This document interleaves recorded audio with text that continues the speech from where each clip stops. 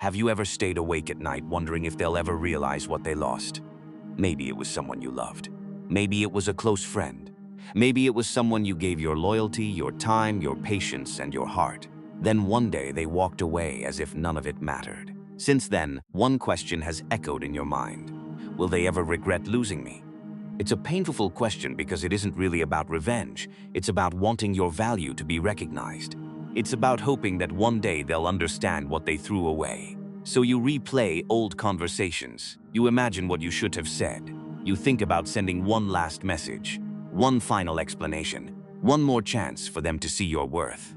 But here's the uncomfortable truth. Every word you use to convince someone of your value only suggests that you doubt it yourself. Marcus Aurelius once reminded himself that our peace should never depend on another person's opinion.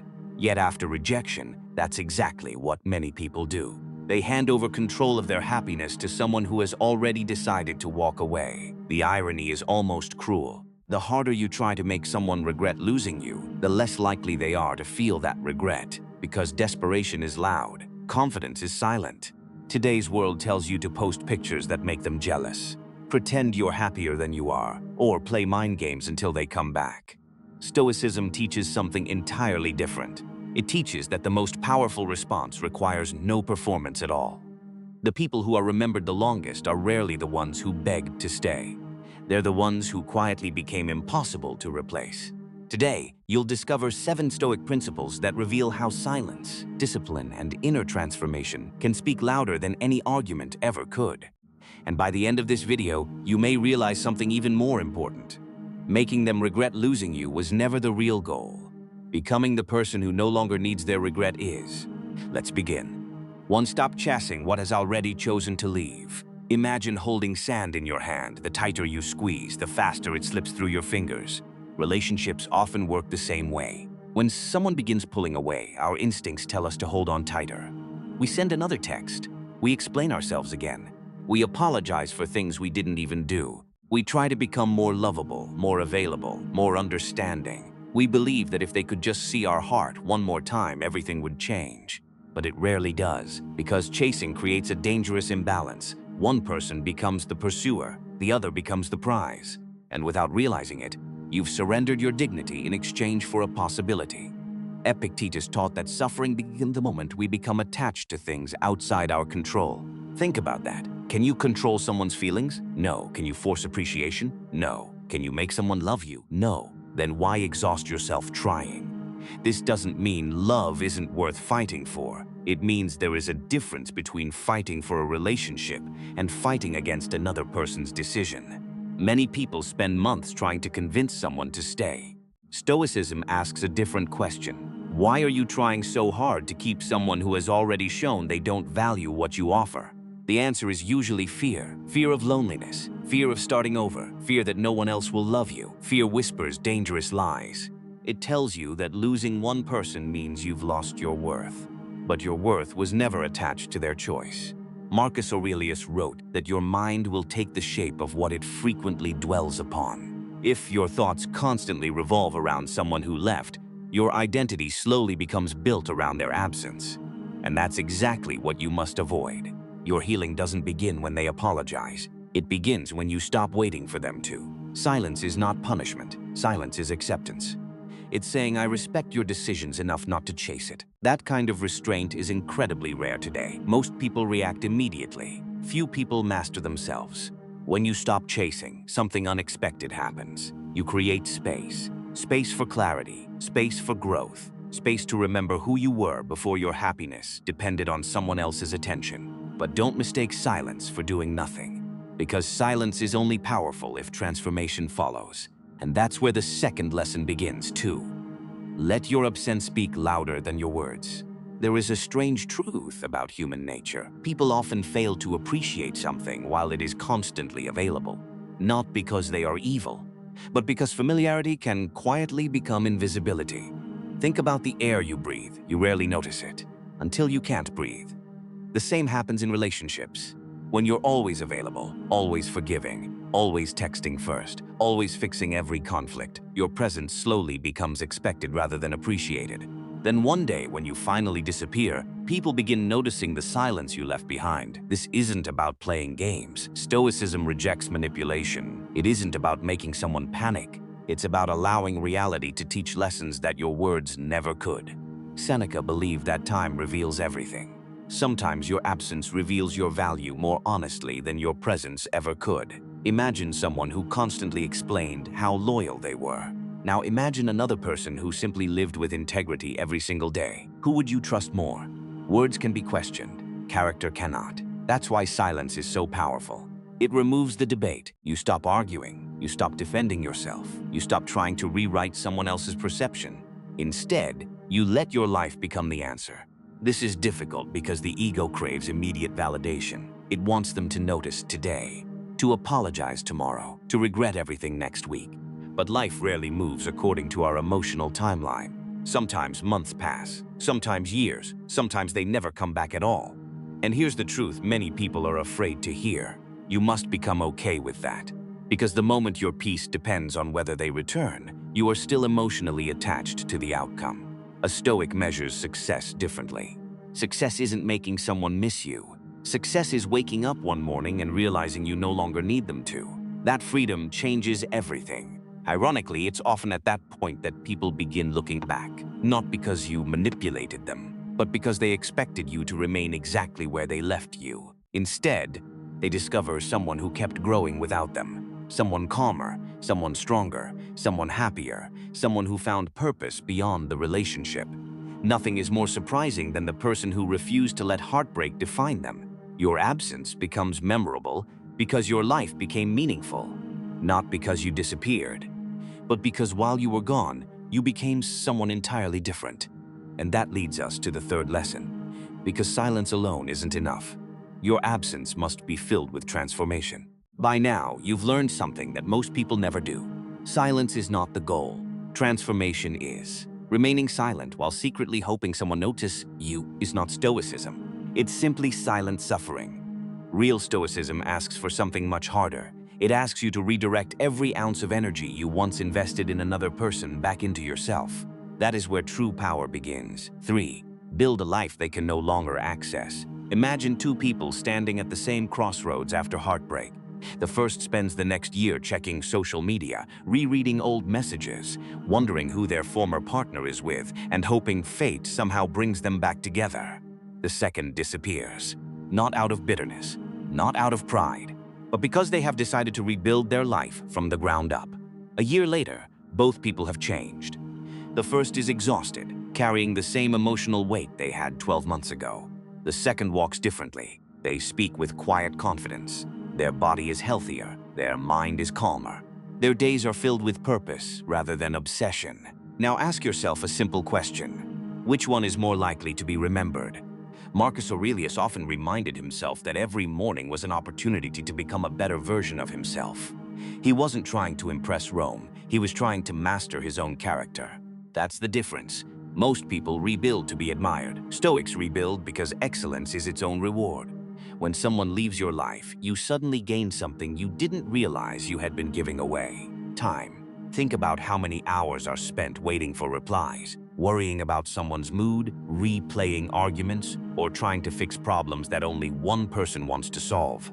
Heartbreak hurts, but it also creates space. And space can become the birthplace of greatness if you use it wisely. Instead of chasing someone else's attention, chase discipline. Wake up earlier. Exercise, not because you want revenge, but because your body deserves strength. Read books that sharpen your thinking. Learn a skill you've always postponed. Reconnect with friends you've neglected. Take long walks without your phone. Pray, reflect, journal, meditate. Little by little, you'll begin to notice something extraordinary.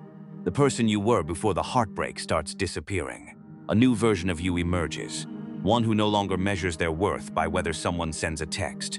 One who doesn't panic at silence. One who doesn't need constant reassurance. This is the kind of transformation people cannot ignore. Not because you're showing it off, but because it naturally changes the way you carry yourself. Your confidence becomes quieter. Your smile becomes more genuine. Your conversations become deeper. You stop trying to impress people because you're finally impressed by the person you're becoming. Ironically, this is often the moment when people from your past begin reaching out. Not because you ask them to, because growth has a way of revealing itself. People can sense when someone has changed. They hear it in your voice, they see it in your posture, they notice it in the way you no longer react to small provocations. But here's the warning. If your transformation exists only to make someone regret losing you, you've missed the point. You're still allowing them to dictate your direction. Stoicism teaches that your growth should never depend on another person's opinion. Become healthier because you deserve health. Become wiser because wisdom is freedom. Become disciplined because discipline creates peace. Whether they notice or not is irrelevant. And that is precisely why your transformation becomes so powerful. Because it is no longer performed for an audience. It is lived for yourself. But there is one obstacle that destroys this progress more than almost anything else. It's the constant urge to prove yourself, to explain your growth, to show everyone how much you've changed. And that brings us to the fourth lesson. 4. Let your actions speak, not your ego.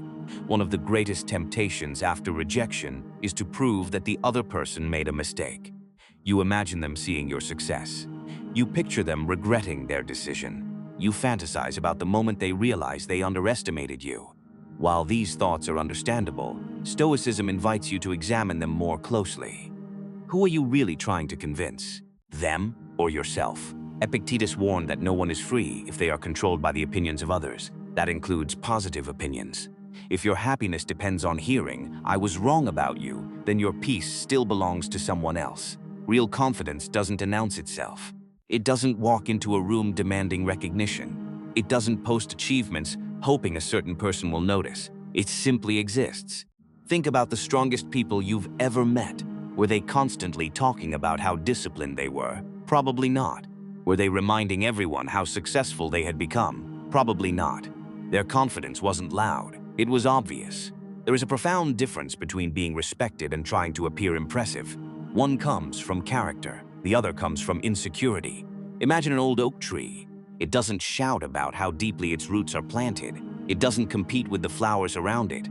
It simply stands firm through every storm. People admire it because of its stability, not because it asks to be admired. Your character should become like that tree, stable, grounded, unaffected by passing opinions. When people criticize you, remain calm. When they misunderstand you, remain calm. When they underestimate you, remain calm. Not because you're weak, but because your identity is no longer fragile enough to require constant defense. Marcus Aurelius wrote, "Waste no more time arguing about what a good person should be. Be one." Those words carry extraordinary wisdom. Stop telling people you've changed. Change. Stop announcing your discipline. Live it. Stop trying to prove your value. Become valuable. Eventually, the results will speak with a voice far louder than any explanation ever could. There is something magnetic about a person who has nothing left to prove. They don't interrupt. They don't seek the last word. They don't obsess over winning every argument. Their peace is no longer negotiable. Ironically, this quiet confidence often unsettles people more than anger ever could. Why? Because they expected a reaction. Instead, they encountered self-mastery, and self-mastery is difficult to forget. But perhaps the hardest battle has not yet been won. You can master your actions while your mind still fights endless wars. You can appear calm while your thoughts replay the past every single night.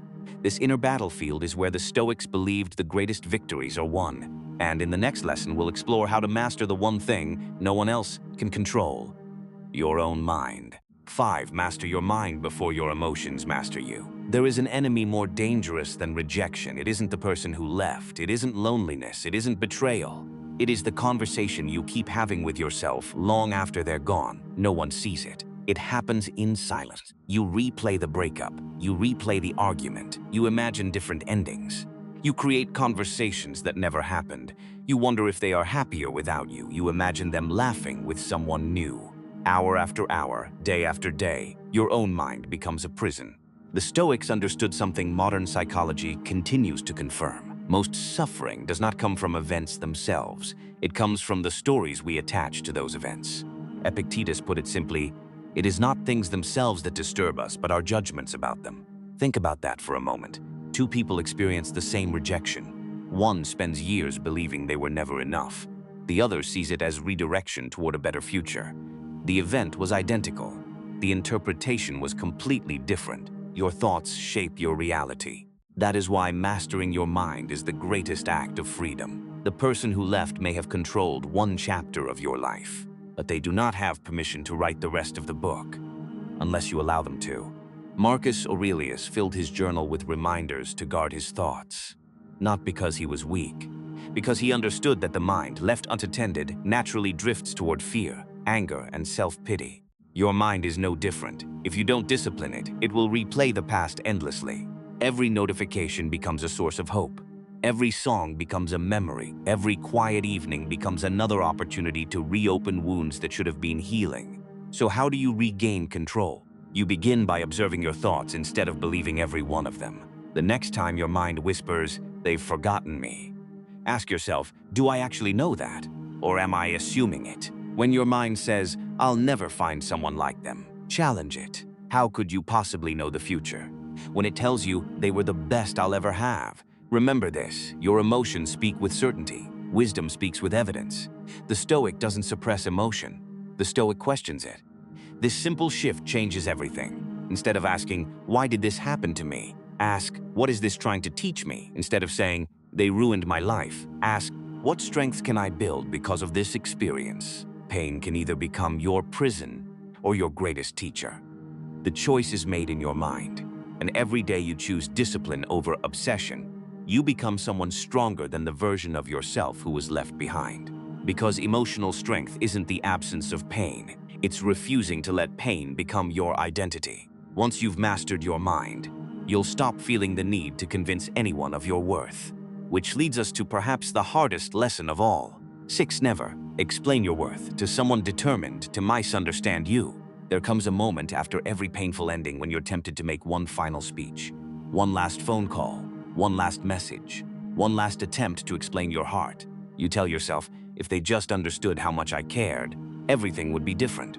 But would it? Or are you simply hoping that better words can change a decision that wasn't made because of words? This is one of the most painful truths Stoicism asks us to accept. Not everyone is meant to understand you. Not everyone will recognize your value. And not everyone who loses you will admit that they made a mistake. Marcus Aurelius warned against wasting energy trying to change the opinions of people who have already chosen their perspective. That doesn't mean you stop communicating. It means you stop begging to be understood. There is an enormous difference. When you constantly explain yourself, you unknowingly send a message. Please validate who I am. But genuine self-respect doesn't require permission. Imagine a diamond buried beneath the earth. Does it become less valuable because no one has discovered it yet? Of course not. Its value exists independent of recognition. Your character works the same way. Integrity doesn't become real because someone notices it. Kindness doesn't become meaningful because someone appreciates it. Loyalty doesn't lose its worth because someone failed to recognize it. The tragedy is that too many people abandon their own values simply because the wrong person failed to appreciate them. Don't let disappointment change who you are. Let it refine who you are. There will always be people who misunderstand your silence as weakness, who mistake your kindness for desperation, who interpret your patience as something they can exploit. You don't have to correct all of them. Life will eventually do what arguments cannot. Time has a remarkable way of revealing character. Those who were genuine become consistent. Those who were pretending eventually expose themselves. And when that happens, you won't need to say, "I told you so." Reality will speak on your behalf. There is immense peace in reaching a place where you no longer feel the need to defend your reputation. Because your life becomes your evidence. Your discipline becomes your response. Your calm becomes your answer. The loudest statement you'll ever make is becoming someone who no longer seeks approval from those who fail to value you. Ironically, that is often the exact moment people begin to see you differently. Not because you demanded respect, but because you stopped chasing it. And that brings us to the final lesson. The lesson that ties everything together. Because the greatest victory isn't making someone regret losing you. It's becoming the person who no longer needs them to. 7. Become the person no longer needs their regret. We've arrived at the final lesson, and it's the one that changes everything. Throughout this video, we've talked about silence. We've talked about discipline. We've talked about mastering your thoughts, rebuilding your life, and refusing to chase someone who has already chosen to leave. But none of those lessons matter if you remain emotionally tied to one question. Do they regret losing me yet? As long as that question controls your heart, you're still living in the shadow of the past. You're still waiting for someone else to decide whether you deserve peace. Stoicism asks you to make a different decision. Choose your peace before they choose your value. Because here's the truth. Some people will regret losing you. Others won't. Some will eventually look back and realize that no one has ever loved them the way you did. Others will spend the rest of their lives convincing themselves they made the right choice. You have absolutely no control over which path they take. And that's exactly why your happiness cannot depend on it. Marcus Aurelius wrote that the happiness of your life depends upon the quality of your thoughts. Notice what he didn't say. He didn't say your happiness depends on who stays. He didn't say it depends on who apologizes. He didn't say it depends on who finally realizes your worth. It depends on the quality of your own mind. Think about how much life people waste waiting. Waiting for an apology, waiting for closure, waiting for justice, waiting for karma, waiting for the text message that may never come. While they're waiting, life continues. The sun still rises, seasons still change. Years quietly disappear. Don't spend the best years of your life waiting for someone else's realization. Use them to become someone you are proud to live with every single day. Imagine meeting yourself 5 years from now. Would that future version thank you for spending countless nights obsessing over someone who walked away? Or would they thank you for finally letting go? For choosing discipline over despair, purpose over obsession, growth over revenge? That future version of you already exists. The only difference is the decisions you make today. Perhaps the greatest irony of all is this.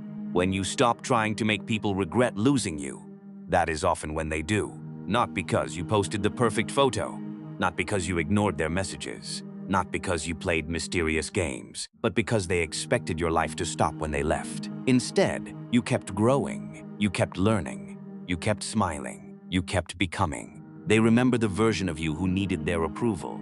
But if they ever meet you again, they'll meet someone entirely different. Someone whose confidence isn't borrowed from compliments. Someone whose peace isn't destroyed by rejection. Someone who has learned that self-respect is more attractive than desperation. Someone who discovered that real strength is quiet. That kind of transformation cannot be faked, it cannot be bought, it cannot be performed. It is earned, day after day, choice after choice, habit after habit. The Stoics believed every hardship carries within it the seed of a greater strength. Heartbreak is no exception. The person who broke your heart may never understand what they awakened inside you. They may never know that their departure forced you to become wiser, stronger, more disciplined, more resilient. And perhaps that's enough. Because your greatest victory isn't watching someone regret losing you. Your greatest victory is realizing that even if they never do, you'll still be okay.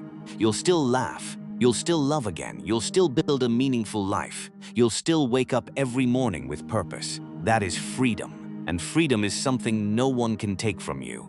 Not rejection, not betrayal, not abandonment, not even the people you once believed you couldn't live without. One day you'll look back on this chapter, not with bitterness, not with anger, but with gratitude. Because you'll realize that losing them wasn't the end of your story. It was the beginning of your transformation.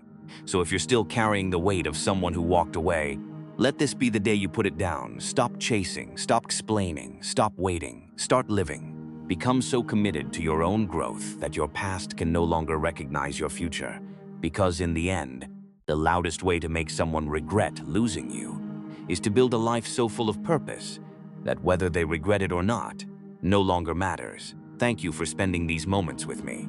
If this message resonated with you, don't just leave with inspiration, leave with a decision. Write these 3 words in the comments. I choose peace. Let those words be more than a comment. Let them become a promise to yourself.